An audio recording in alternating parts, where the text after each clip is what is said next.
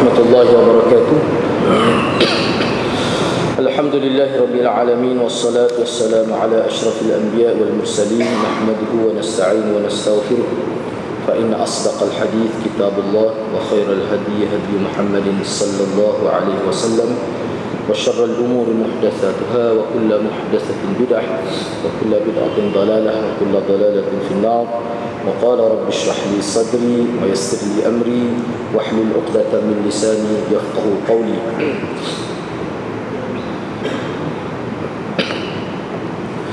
Alhamdulillah, bersyukur kehadrat Allah Subhanahu wa taala kerana dapat bersama pada malam ini. Insya-Allah pada malam ini kita akan kita sampai pada pengajaran dan pedoman hadis yang ke-36, di mana pada minggu lepas kita telah pun membicarakan berkenaan dengan makna secara ijmali, makna umum hadis secara makna hadis secara umum atau secara ijmali.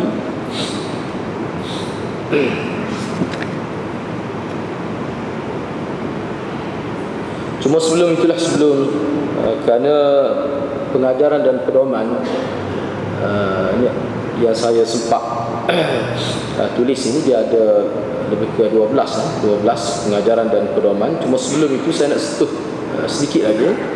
Sebelum kita pergi pada pengajaran dan pedoman hadis, kita nak lihat, kerana ulama khususnya salafus salih menyebutkan dalam kitab bagaimana gambaran suasana pembelajaran Al-Quran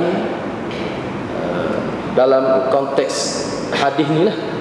Bagaimana para sahabat, khususnya sahabat radhiyallahu anhum, mengikut riwayat daripada salafus salih, bagaimana fenomena ini, para sahabat, bagaimana para sahabat praktik hadis ni, baca Quran di masjid dan sebagainya. Kita nak tengok sikit lah secara ringkas sebelum kita pergi pada pengajaran dan pedoman hadis. Minat tatbiqat turbawiyah ala hadis, antara praktik secara pendidikan, mana ambil hadis ini untuk diterjemahkan dalam bentuk kehidupan. Misalnya riwayat daripada Anas bin Malik radhiyallahu anhu, beliau berkata, Anas ada menyebutkan, kanu idza sallul ghada qa'adu halqan yaqra'una al-Quran wa yata'allamuna al-fara'id was-sunan wa yadhkuruna Allah.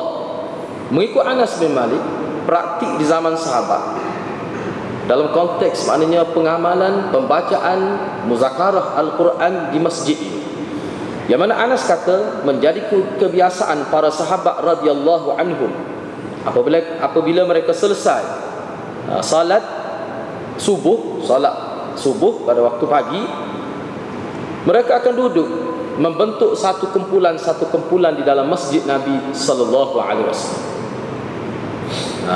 Halqan mana, satu halqah, beberapa halqah. Itu menjadi kebiasaan para sahabat. Mereka membaca Al-Quran dan mereka juga mempelajari hukum-hukum yang berkait dengan perkara-perkara fardu, yang berkait dengan hukum faraid dan sebagainya, apa-apa ilmu lah. Jadi setiap halqah itu dia ada seorang sahabat yang faqih, yang alim dalam bidang masing-masing lah.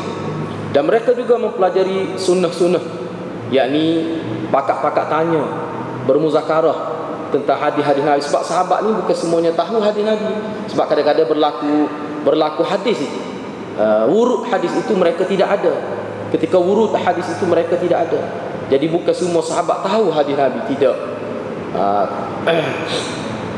Mereka akan tanya khabar, tanya tentang hadis, bincang, hak mana tahu hadis dia akan kemukakan hadis, wa yadhkurunallah, dan mereka saling berzikir kepada Allah. Itu menjadi kebiasaan, kata Anas bin Malik. Khususnya selepas waktu subuh lah, kerana waktu tu waktu yang kira-kiranya tidak sibuk. Waktu tidak sibuk. Sebab kita lah ni waktu subuh tu sibuk kerana anak sekolah dan sebagainya. Kita boleh ambil waktu lain. Waktu mana yang kira-kiranya kita tidak sibuk. Tapi waktu pagi ni, sebab di kalangan salafus salih, dia menganggap waktu pagi ni adalah waktu yang paling berkualiti. Bermula daripada sebelum subuh sampai pada lepas subuh, itu antara waktu yang berkualiti. Dan yang paling berkualiti adalah waktu sebelum subuh. Kalau kita tengok dalam kitab-kitab, dia ada bahas khusus waktu mana yang paling utama ibadat. Ini secara umum lah, secara umum.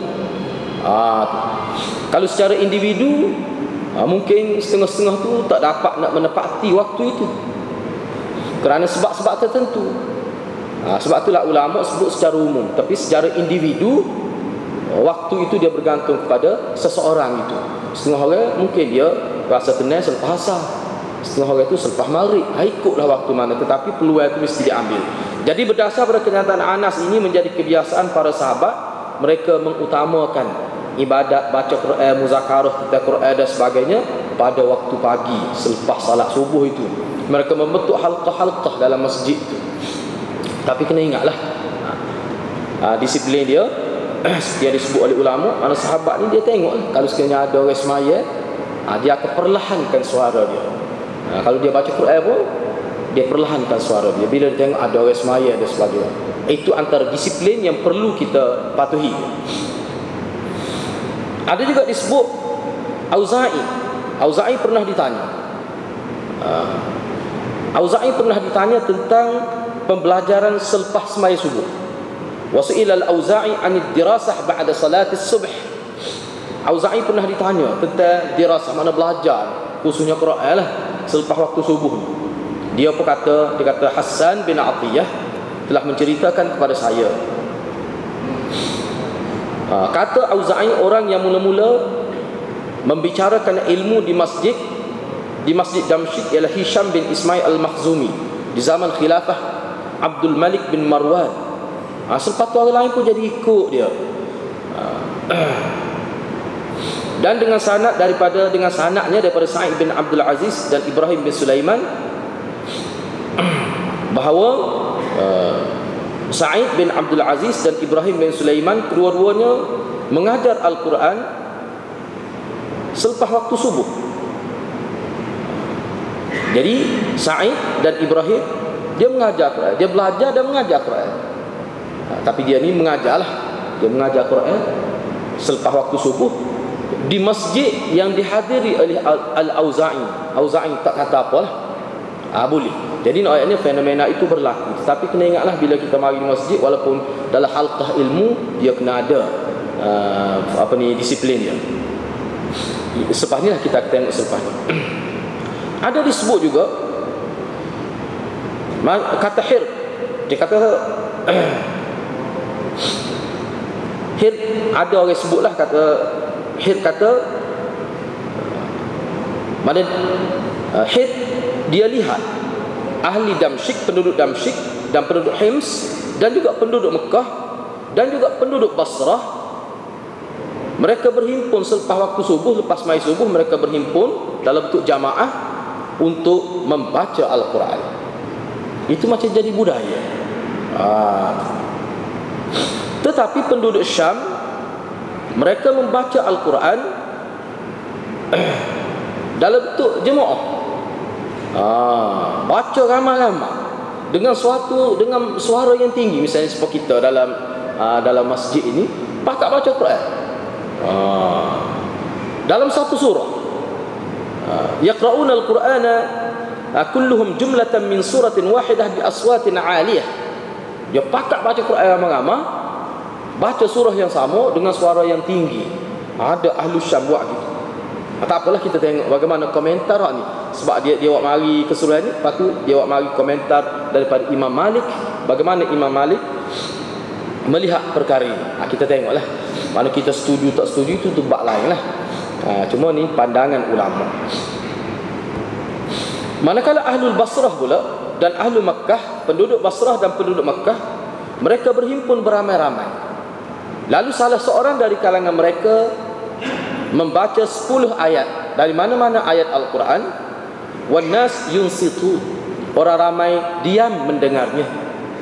Orang ramai yunsitu maknanya memberi perhatian, dengar dan juga memberi perhatian.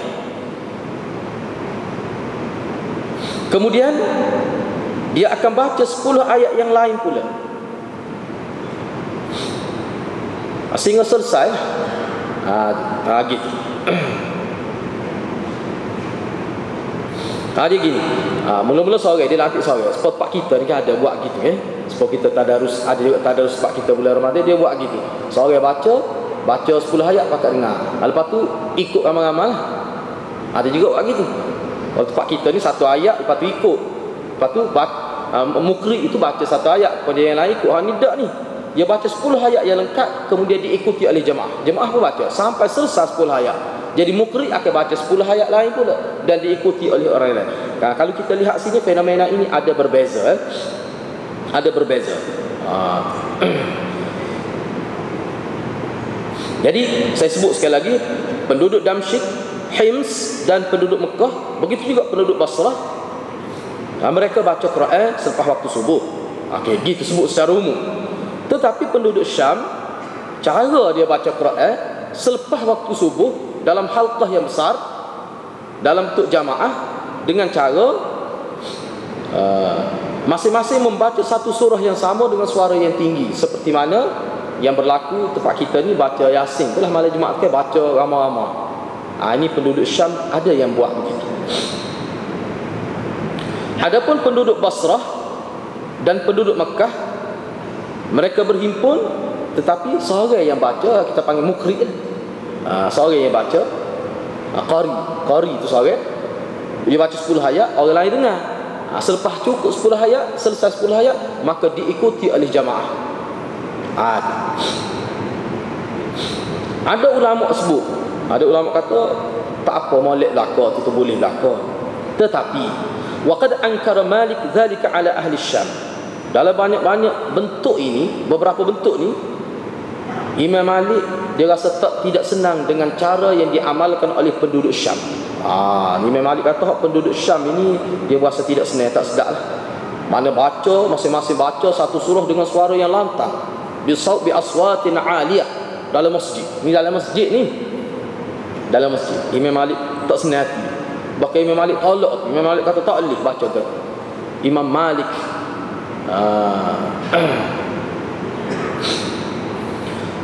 wa'tabara qira'at al-Quran bil ijtima' ba'da salat bid'atan.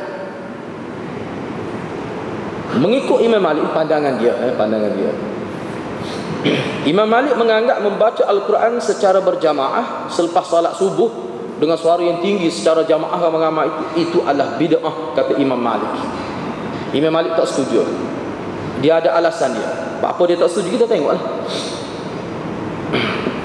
Dan waqala fi wasfi hali sahabah ba'da salati subh. Dan Imam Malik telah memberi gambaran. Imam Malik mendedahkan bagaimana fenomena yang berlaku di kalangan sahabat selepas salat subuh. Imam Malik pun cerita, dia kata di kalangan sahabat tidak amal begitu. Kena ingat Imam Malik ni Imamu Daril Hijrah. Imam Malik ni maknanya ulama yang berada di Madinah. Disebut dalam sejarah dia tak pakai, bila dia turun daripada rumah dia tak pakai selipar. Dia nak hormat Imam Malik. Ada disebut gitulah dalam sejarah hidup dia. Sebab apa? Kerana nak supaya tapak kaki dia tu kena tapak kaki Nabi di Madinah tu lah kira-kira ni. Dan dia ni memang dia nampak, dia tengok sahabat. Dia cerita fenomena sahabat. Dia kata kanu idza sallu yakhlu kullu insan bi nafsi. Sahabat ni bila lepas subuh dia akan mengambil posisi masing-masing di masjid. Ini kata Imam Malik. Para sahabat, dia kata amalan para sahabat radhiyallahu anhum, apabila mereka selesai sembahyang, khususnya waktu subuh lah, kerana waktu lain mereka bekerja. Waktu subuh dia mengambil masa, dia ada masa agak luas sebelum keluar meneruskan penghidupan. Menjadi budaya para sahabat, bila selesai salat subuh tu, mereka mengambil posisi masing-masing di masjid secara individu. Mereka baca Al-Quran, mereka berzikir kepada Allah. Kemudian bila selesai, wa thumma yansarifuna min ghairi an yukallima ba'duhum ba'dan ishtighalan bi dzikrillah.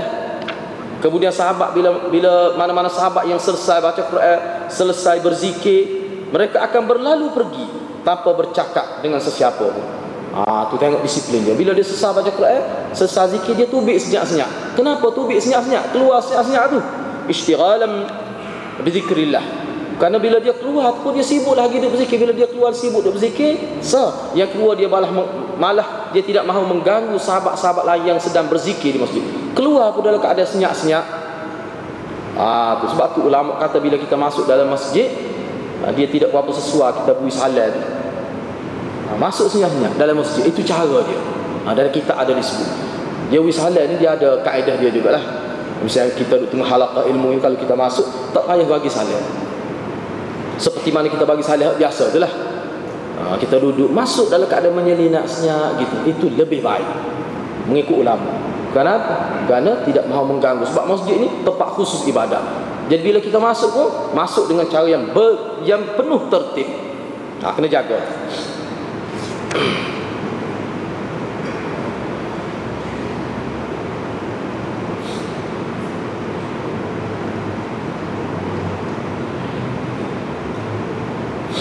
Okey.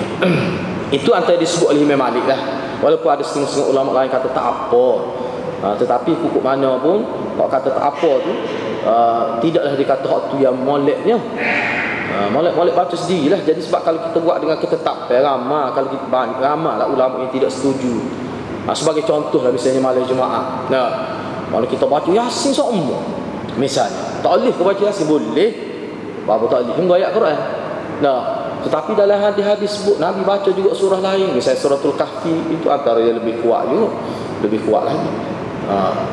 Jadi semolek-molek kalau boleh, saya nak anjurlah berdasarkan kita tengok nak mengelak pada khilaf, dan inilah amalan sahabat, amalan Nabi. Molek-moleknya kalau nak baca, kita ajak masyarakat baca Quran. Jangan kita ajak masyarakat mari kita pakat baca Yasin malam Jumaat, tapi kita ubah sikit, mari kita pakat baca Quran malam Jumaat. Saya rasa itu lebih baik. Lepas tu mungkin timbul di kalangan kita kata tak boleh Yasin ni semua erti. Apa yang jadi semua erti pun?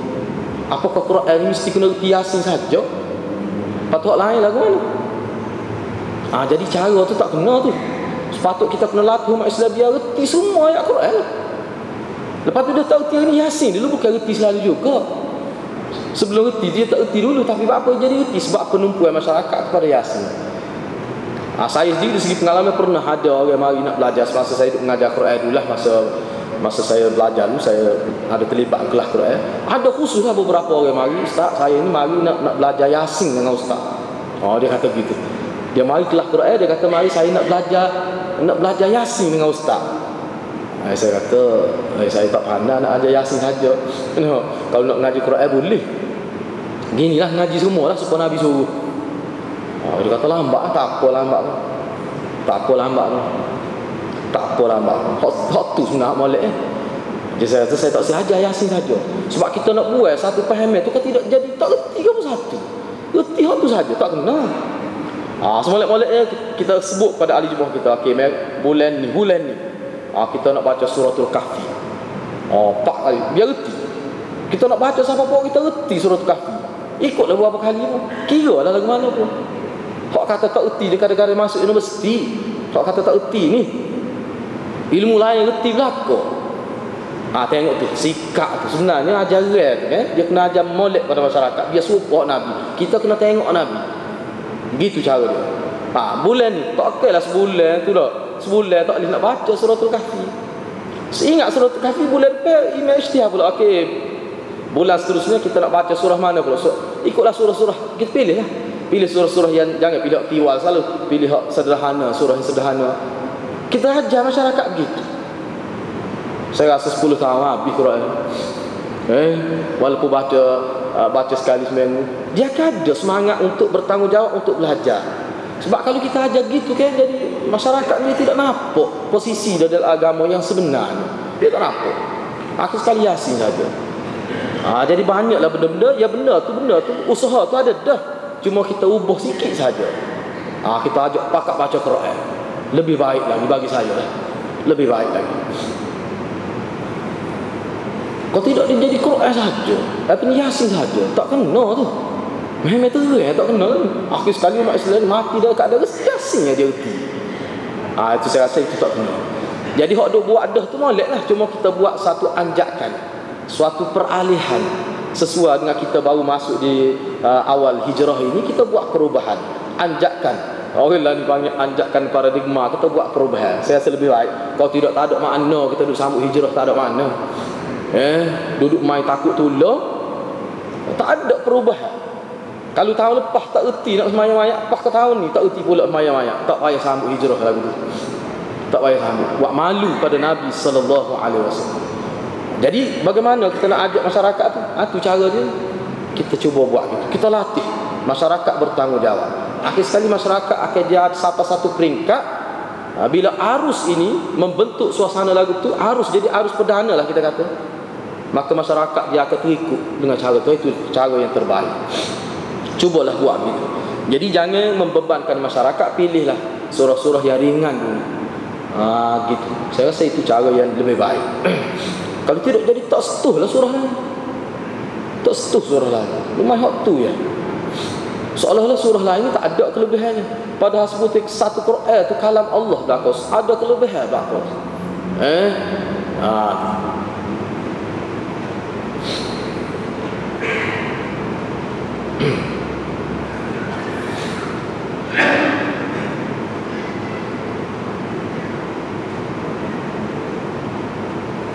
Ini kita nak tengok pula pandangan Ibn Khaldun dalam konteks belajar Quran. Bagaimana pandangan Ibn Khaldun? Dia kata Quran inilah sebenarnya sebagai muqaddimah pada belajar. Bagaimana pandangan Ibn? Ini panjang juga disebut, saya nak terjemuh direct sebab baca Arab jadi kelamak dulu.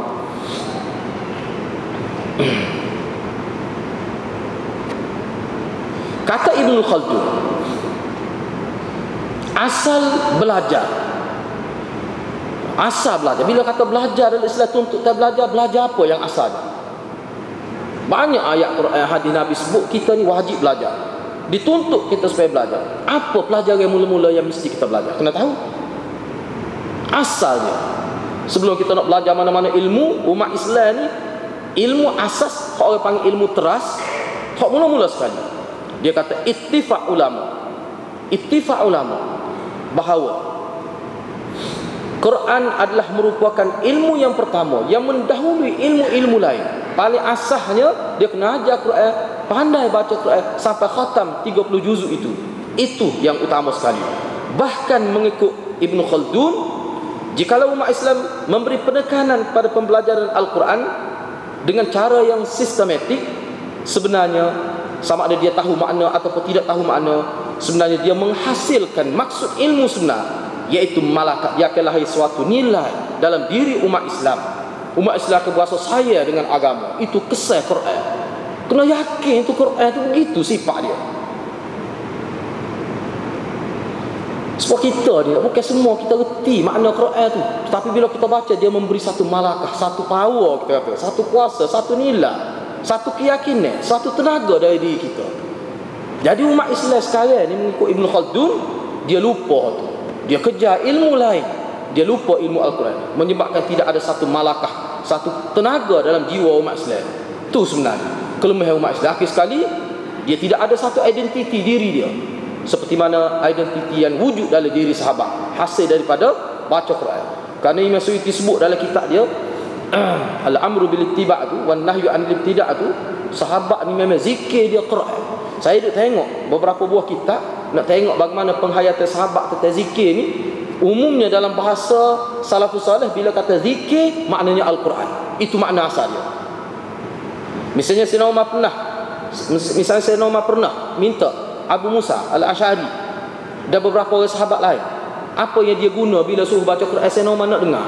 Sebab ada setengah-setengah sahabat ni bila Sayyidina Umar, setengah-setengah sahabat ni bila orang dengar dia baca Quran, memang orang jadi takut pada Allah. Jadi takut, kesal baca Quran di kalangan sahabat. Misalnya Sayyidina Umar kata, "Zakirni ya Aba Musa." Peringatkanlah aku hai Aba Musa. Dia guna zikir, zakirni. Apa maksud dia? Dia suruh Abu Musa baca Quran. Sebab itulah mengikut ulama, zikir yang dimaksudkan di kalangan salafus salih termasuk sahabat adalah baca Quran. Jadi hak zikir-zikir lain tu dia duduk nombor 2, nombor 3 selepas Quran. Quran tu dulu. Betul lah apa yang disebut oleh Ibn Khaldun, bahawa Quran itulah sumber malakah, sumber kekuatan, sumber tenaga kepada umat Islam. Tetapi umat Islam tinggal hak tu sekarang. Bahkan kata Ibn Khaldun lagi, annal mus'ab Innal muslimina muttafiquna 'ala al-qawl bi anna al-Qur'an yajibu an yasbiqa kull shay'in ila qulubil muta'allimin.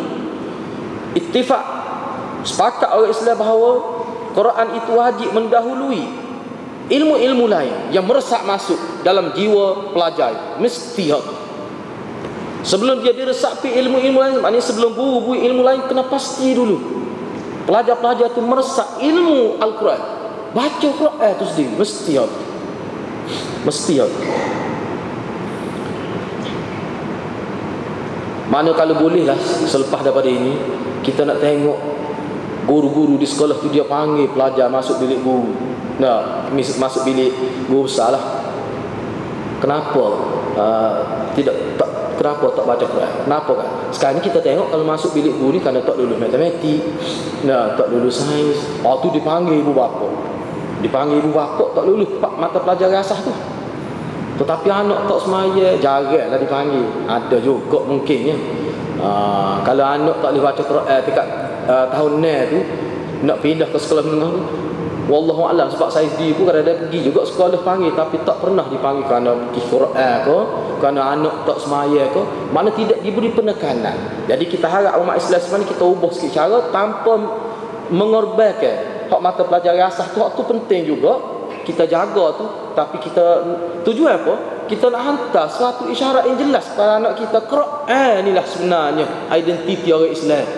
Hak matematik, sains ke apa tu selepas Quran kita tekan juga tu. Itu sebenarnya. Ini kata Ibn Khaldun. Tujuan apa? Apa sebab begitu? Kata Ibn Khaldun. Apa sebab kita nak umat Islam ni awal pendidikan dia Quran, supaya terpahak kukuh di hati anak-anak orang Islam itu iman dan akidah. Tu tujuannya. Daripada kecil lagi kita petik Quran. Hak lain pun kita ajar juga, supaya terpahak kukuh dalam hati mereka iman dan akidah. Sebab Quran ni dia ada sifat tu. Tak tahu makna pun dia ada sifat tu. Dia bila melekat tu jadi kuat iman, kuat akidah. Tu Quran ni mukjizat. Kena yakin Quran ni mukjizat. Dia boleh merubah manusia. Dengan Quran lah Nabi 2-3 tahun je, masa yang begitu singkat sebenarnya, Nabi ubah masyarakat Arab dengan Quran tu lah. Kalau hadirat tengok sejarah, kaji sejarah dari tempoh 2-3 tahun ke, mesti bila Nabi berhujah, Nabi tak tinggal ayat Quran. Nabi sebut ayat Quran.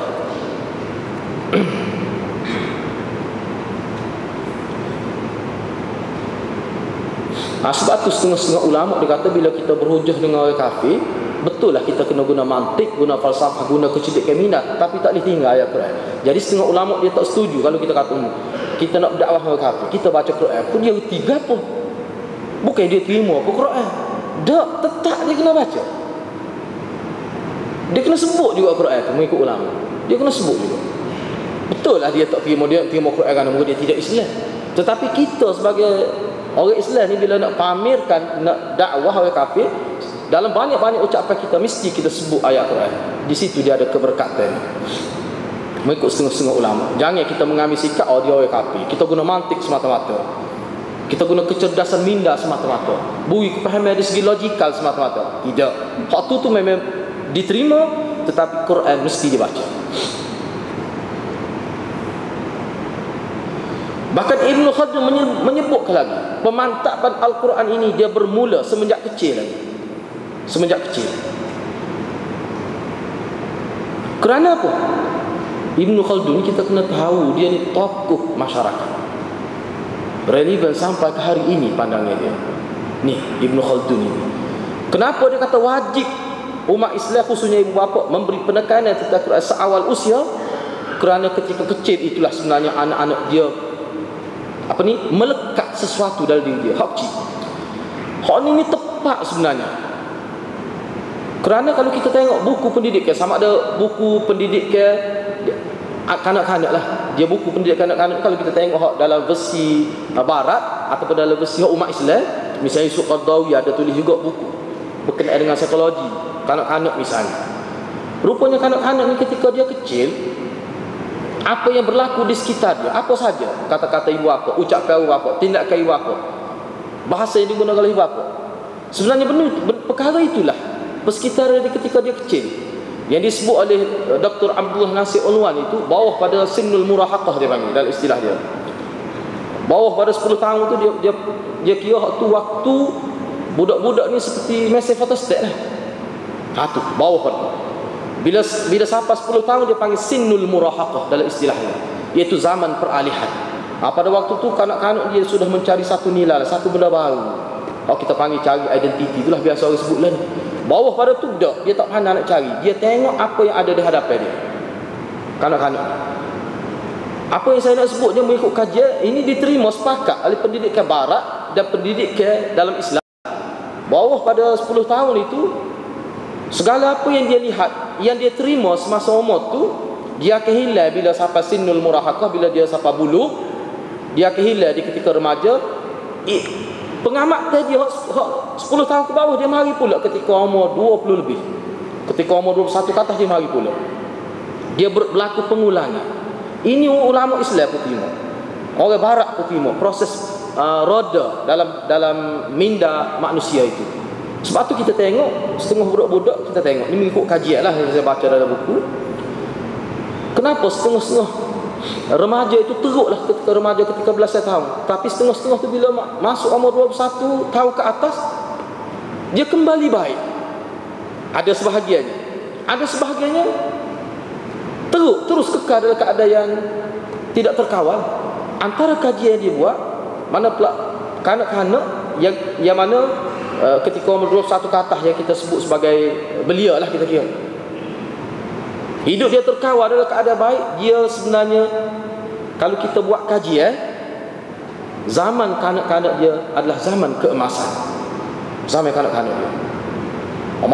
Zaman kanak-kanak tu ibu bapa dia didik dengan cara Quran, dengan cara semaya tak tinggal. Walaupun benda tu agak berlaku masalah sikit ketika belasan tahun, tetapi bila dia naik umur 21 ke atas, dia kembali balik zaman kanak-kanak yang cemerlang itu, dia jadi semaya semula. Lama ahli psikologi kata gitu. Jadi saya fikir ni sesuai sebenarnya dengan hadis Nabi. Nabi suruh semaya ketika 7 tahun. Umur 10 tahun kena pukul. Maknanya Nabi faham zaman tu zaman yang sangat penting, yang disebut sebagai akhtarul marahil, zaman yang paling kritikal itu. Memang betul. Jadi kena ingatlah. Sebab tu guru saya masa saya belajar hadis dulu, dia kata kalau setengah-setengah ibu bapa yang cerdik lah, mak dia ada cerita, kalau dia nak balas dengan anak, dia balas dalam bilik. Sebab kalau balas dalam bilik dengan anak tak dengar. Sebab anak ketika kecil dia tengok, dia akan lekat tu gaya bahasa. Sebab tu budak ni dia kecek sebenarnya, dia terikut dengan gaya bahasa ibu bapa dia. Kalau ibu bapa jenis nyopoh, jenis nyapung, kita kata, dia akan jadi lagu tu lah bahasa anak dia tu. Dia akan jadi lagu tu. Jadi kena begini. Sebab tu Ibnu Khaldun tekan. Dia sebut sini. Dia kata wahwa aslan lima ba'd. Dia faham dah. Dia kata kalau sekiranya kita beri pendidikan yang teguh, yang kukuh tentang Quran kepada anak seawal usia, bila terpahak dengan cara yang sepatutnya, itulah yang menjadi asal bagi kehidupan dia selepas itu. Itulah yang membentuk kehidupan anak selepas daripada dia umur, selepas pada itu untuk kelangsungan hidup dia. Dia bawa hati sebenarnya. Kerana masa lalu yang mula-mula bagi hati itu dia seperti asas untuk tenaga. Mengikut Ibnu Khaldun. Ni dia lah ni yang disebut. Sebab Yusuf Qaradawi sebut gini juga. Kerana semasa bawah pada 10 tahun kalau kita beri pendidikan agama secukupnya, daripada kecil lagi anak tak tinggal semaya, baca Quran. Lama mana umat Islam kita 10 tahun tu ingat habis dah ngapa Quran, setengah tu ngapa Quran habis dah. Setengah tu khatam Quran. Kalau dia sebenarnya waktu tu bila dia khatam Quran seawal usia ataupun dia hafiz Al-Quran, maka itulah sebenarnya yang menjadi modal untuk dia hidup menjadi Muslim yang baik selepas daripada itu. Itu sebenarnya kata Ibnu Khaldun. Makna dia dan waktu tu perkara itu tu kata Ibnu Khaldun, dia menjadi asasul malakat, asas kekuatan diri anak-anak tu. Ini masalah jiwa ni. Anak-anak 10 tahun 12 tetap dia akan naik atas kursi, dia melompat, itu biasa. Tetapi jiwa dia itu jiwa Islam. Hak tu yang dimaksudkan oleh Ibnu Khaldun.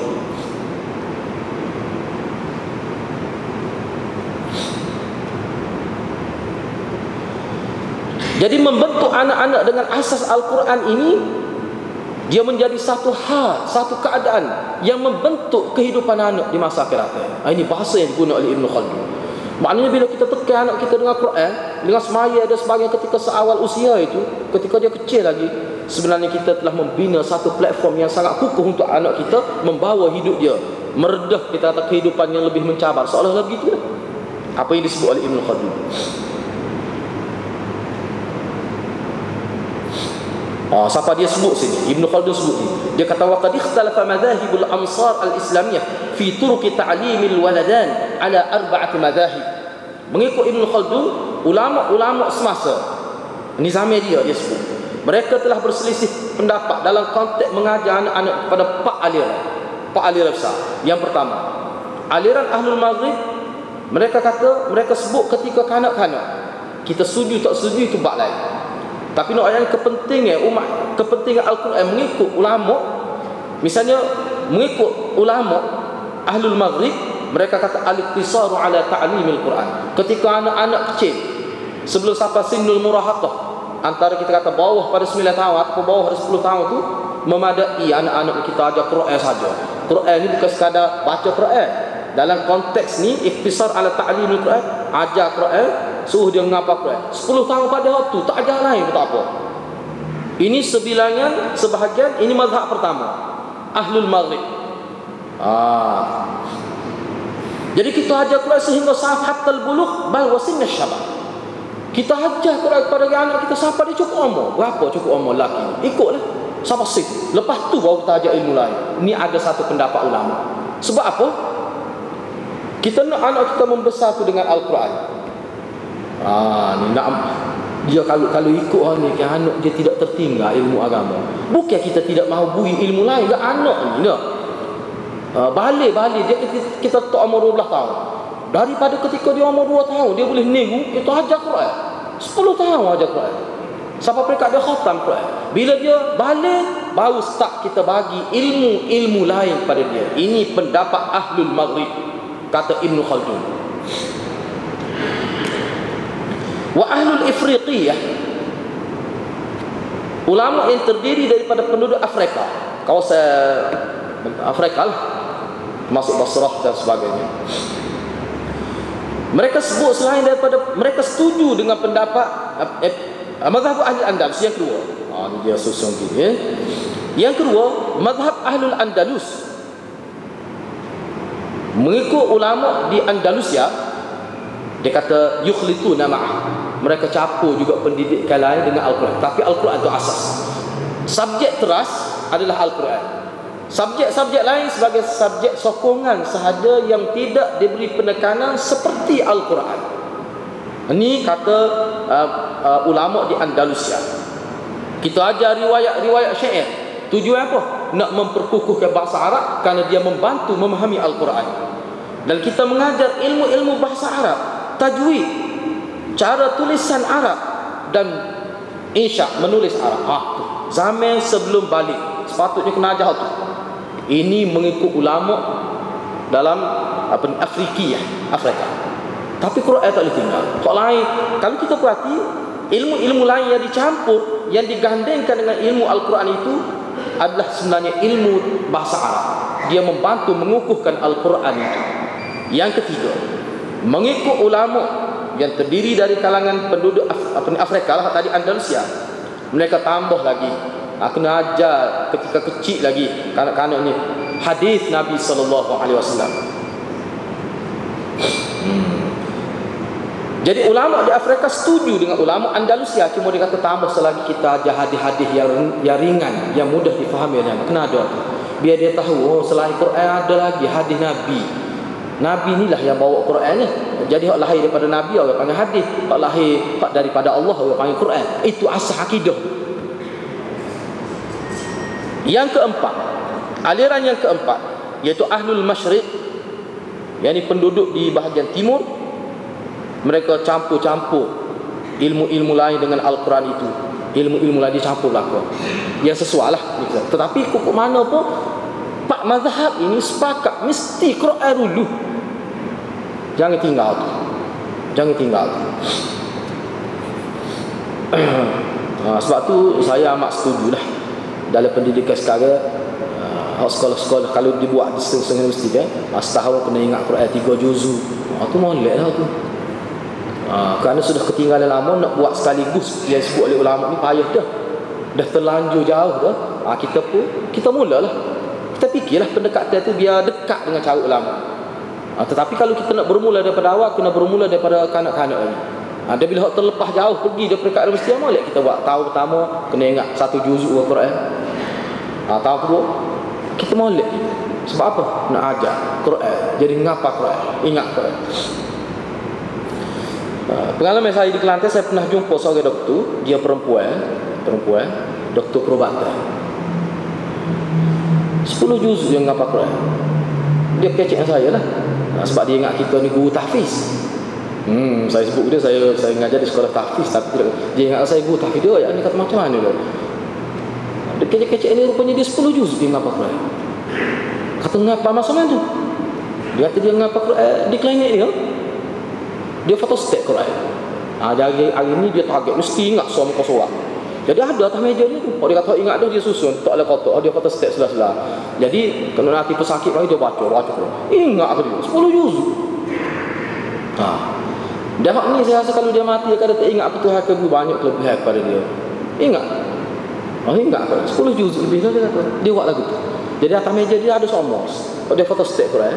Tak sebi nampak lah kalau sesuatu Quran itu banyak dia fotostat tak sah. Dia tulis berapa bulan. Dia tulis. Apa ni, kalau dia ingat sah dia buka kotak. Tebar lah muka 10 juzuk dia fotostat. Dari dia ingat, tapi tak tahulah lepas-lepas lagu mana dia tu. Tapi dia cubalah baca. Dia cuba baca. Mungkin dia tak ada sistem, mungkin dia tak tahu, tapi tak dia cuba. Itu makna semua sebenarnya atas kerana kesedaran aku tu. Kerana kesedaran. Gitu ya.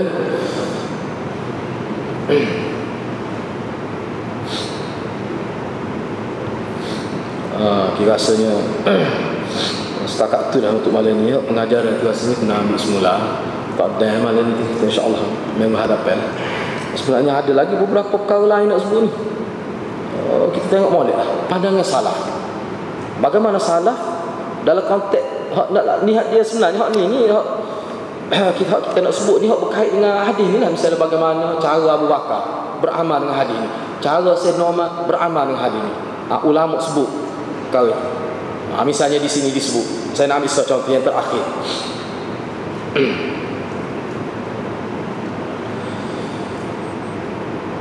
Misalnya Sayyidina Umar sendiri. Ini ada berlaku zaman dia. Sayyidina Umar ni dia sangat jaga janda-janda. Sebab dia pemimpin. Dia jaga armalah ni. Dia kena pasti janda-janda yang melarat ini dia akan bagi bantuan secukupnya. Sayyidina Umar pernah Talhah sahabat Nabi, dia pernah tengok. Dia kata acak benar dia tengok Sayyidina Umar ni masuk ke dalam sebuah rumah yang mana rumah tu penghuni dia perempuan. Acak kali ni dia tengok Sayyidina Umar ni masuk buat gapo. Satu kali dia masuk pergi jumpa perempuan tu. Dia pergi tanya. Dia tanya, bila dia masuk dia tengok perempuan tu sudah ajuzun umya. Patut apa disebut sini maqadah. Tua, buta, lepas tu tak boleh nak jalan. Pakai duduk gitu, nak bangun payah. Dia kata Sayyidina Umar tu masuk jumpa orang perempuan ni. Talhah pun tanya perempuan tu. Dia kata, muka dia kali perempuan ni pun tak tahu Sayyidina Umar, muka dia buta. Talhah tanya. Dia kata hak jatuh ni, saya kecek bahasa Kelantan ni susah. Hak jatuh mari tu, dia kata mari buat gini. Kita terima buku Kelantan. Hak jatuh mari tu, mari buat gini sana ni. Dia tanya makcik tua ni. Makcik tua ya. Dia mari dia buat gini, dia mari buat air, dia mari dia masuk. Dia makan pada perempuan tu. Sayyidina Umar. Pak Syekh kata kapi. Tu Sayyidina Umar. Dia mari dia cawa aku. Dia buat gotu, dia buat goni. Mana dia buat benda-benda hak bersifat harian tu. Tak biasa anak lah buat pada mak dia. Sayyidina Umar khalifah pergi buat gini. Amirul Mukminin. Dia datang bertemu dengan aku dengan tujuan untuk mencukupkan keperluan aku. Kerana aku tak boleh buat apa-apa. Sayyidina Umar. Kena ingatlah hak ni boleh jadi jiran dia. Dia pemimpin. Kalau nak buat lagu ni belakang, mek lotek pemimpin. Tapi kok mana pemimpin ni dia fikirlah lagu mana cara. Pemimpin ni dia ada cara pemikiran, dia boleh buat benda-benda gini. Dan apa-apa yang tidak yang boleh menyakitkan aku, misalnya sapuh-sapuh, dia pergi sapuh. Kejut Talha. Tu saya normal. Itulah kalau kita tahu pribadi sahabat lah. Tu. Cuba kita tanya kita ni boleh buat. Mak kita tak buat lagu tu ya. Kita berat tak berat kita ni. Kalau mak kita sakit, dah ada adik-beradik lain, kita tak pergi, tu kita. Tetapi kalau tengok sahabat saya Umar misalnya, tahu bukan mak dia, mak tak tahu siapa ni. Talha pun tak sebut. Gitulah. Tapi kita akan tengoklah insya-Allah minggu depan bagaimana Abu Bakar boleh disebut. Ini kebaikan-kebaikan yang dicatat dalam kitab. Ini generasi awal Islam untuk contoh kepada kita lah. InsyaAllah benda ni kita sambung minggu hadapan. Setakat itulah, wabillahi taufiq hidayah. Wassalamualaikum warahmatullahi wabarakatuh.